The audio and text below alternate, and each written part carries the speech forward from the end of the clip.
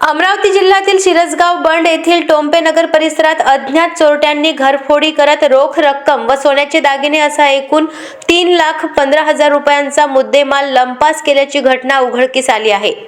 योगेश धनराज किटुकले हे आपल्या कुटुंबियांसह चुलत भावाच्या लग्नासाठी अमरावती येथे गेले होते।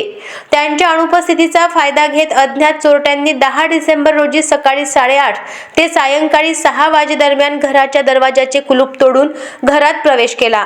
घरातील कपाट फोडून रोख रक्कम व सोन्याचे दागिने चोरून नेले।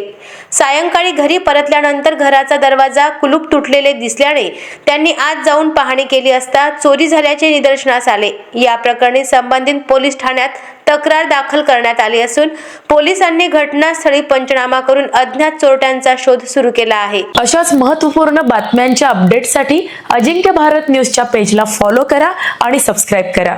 Thank you for watching.